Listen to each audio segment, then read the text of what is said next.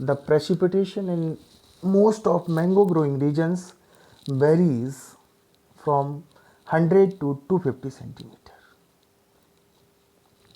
The most of these regions require little irrigation. ऐसे regions जो हैं वहाँ पर कम irrigation की आवश्यकता होती है. Now the next slide is diagrammatic representation. आपको दिखाई दे रहा होगा irrigation में एक सिंचाई की पद्धति है.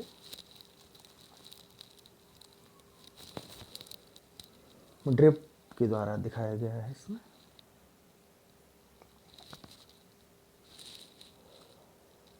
एक एक प्लांट को प्रॉपर डिस्टेंस है.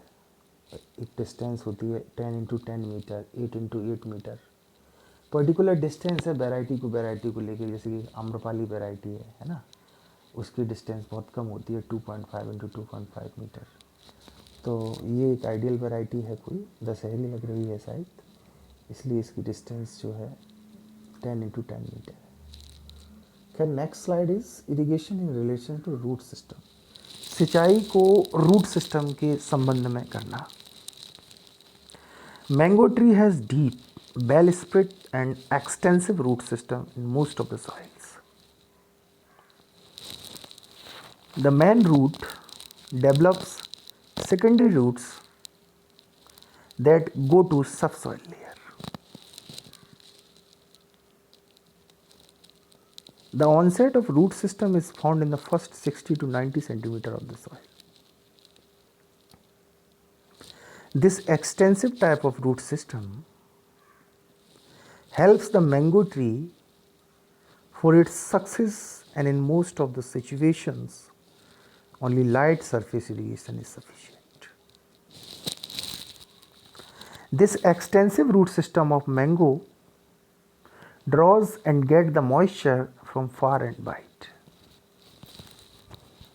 In subhard conditions, the extensive root system development is checked by hard pan rock, stony layers, or the dwarfing rootstock used in grafting.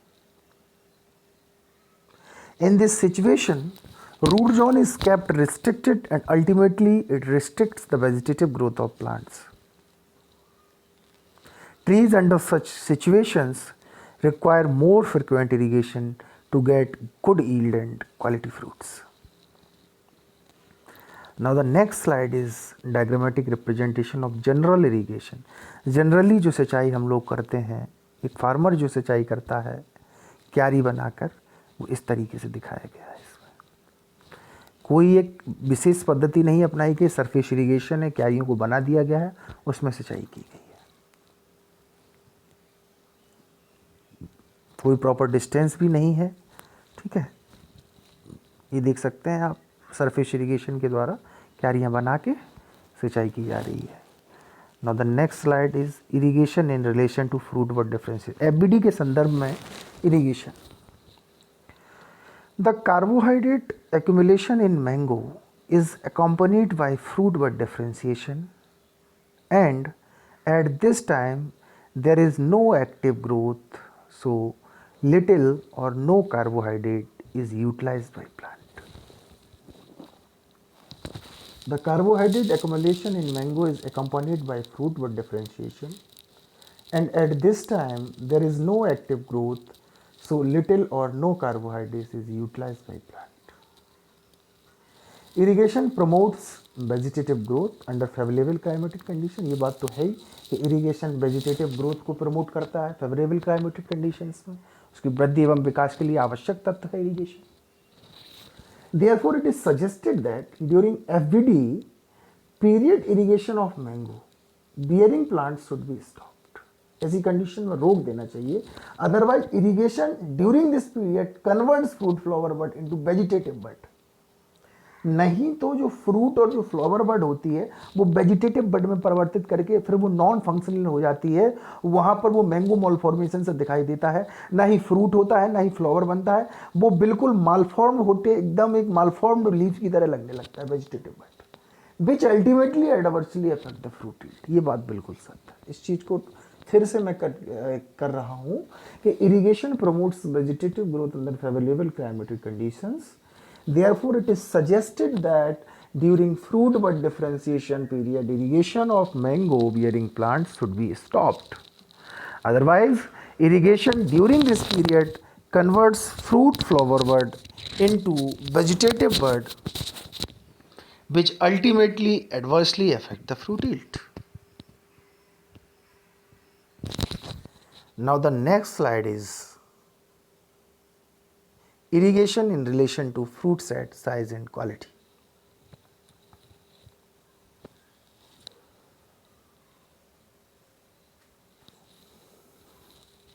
Fruit set in mango does not have any relation to soil moisture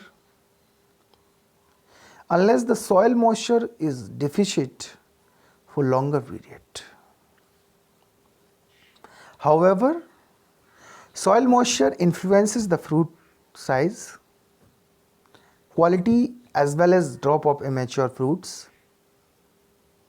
During fruit development period, under hot and dry climate, the irrigation prevents the drop of immature fruits.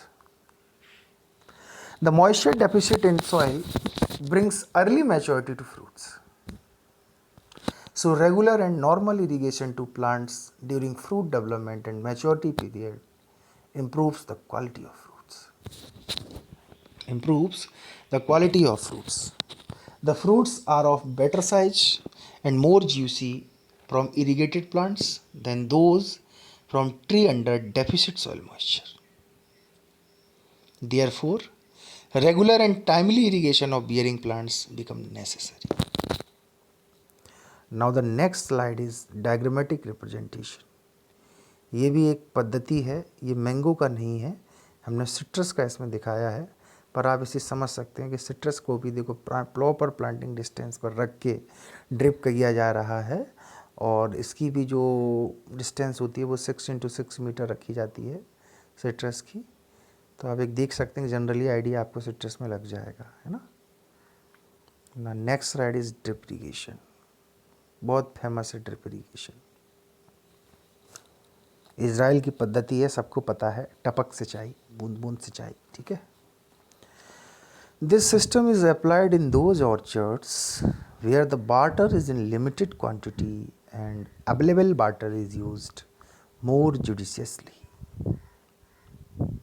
Here, the irrigation to the mango plants is applied through drippers, emitters, connected through microtubes to the lateral. आपने देखा होगा अपने ITM में ही जो अपना poly house है उसमें drip दिया गया है ना. ड्रिप से वहाँ कुकुम्बर में इरिगेशन हुआ था. Through microtubes to the lateral. The lateral are connected to some main or main line in which water is supplied through a pumping unit from the source. Generally, for young mango orchards, 2 drippers of 81 per hectare are placed at a distance of 1.0 meter on lateral line. The full-grown trees are supplied water with double lateral lines and 2 drippers on each lateral lines are placed at 1 to 1.50 meter distance. The young mango plants require 9 to 12 liter per day per plant water for better growth. The plants of 3 to 6 years, 6 to 10 years, 9 to 12 years and full grown trees require approximately 30 to 35 liter, 50 to 60 liter, 80 to 90 liter and 120 liter per day per plant. This system has several advantages such as plant attains quick growth, water saving, weed control, labor saving, easy nutrient application and increase in yield or good quality fruit. Drip irrigation के अपने आप में बहुत से advantages होते हैं. Proper distance पर drips को लगाकर रूट जन में बिल्कुल टपक एक एक बूंद की तरह इरिगेशन, आर्टिफिशियल इरिगेशन को किया जाता है. इससे 50 to 60% लेबर की भी सेविंग होती है, 50 to 60% वाटर भी हमारा, और वाटर की एफिशिएंसी भी बढ़ जाती है, 50 to 60% वाटर जो हमारा लॉस में जाता है वो बच जाता है। कुल मिला के highly effective, highly nutritive, highly efficiency वाली इरिगेशन है, ज़्यादातर ऑर्चर्ड्स में इसको अपनाया जाता है। नेक्स्ट हमारे रेफरेंसेस हैं, इन रेफरेंसेस से हमने जो है चीज़ों को लिया है। आई किसान, mango production protection and post harvest technology मेरी पुस्तक है एक, उससे भी हमने रेफरेंस लिया है। नेशनल हॉर्टिकल्चर बोर्ड से भी हमने चीज़ों को लिया है। नाउ द नेक्स्ट स्लाइड आपके धन्यवाद वाली। तो आपने अभी तक मैंगो में इरिगेशन को पढ़ लिया है, 10 लेक्चर आपकी कंप्लीट हो गए हैं। इससे रिलेटेड PDF PPT भी हमने अपलोड की है, वीडियोस भी हमने डाले हैं। अब अगले वीडियो के साथ हम आपको मिलेंगे, तब तक आप इसे पढ़ें। सोमवार को आपका वेबिनार होगा, ठीक है, आज है गुरुवार, सोमवार को आपका वेबिनार होगा। अच्छे से इस वीडियो लेक्चर को आप पढ़ना, इस पर डिस्कशन करेंगे। नमस्कार, आप अपने घरों में रहें, सुरक्षित रहें।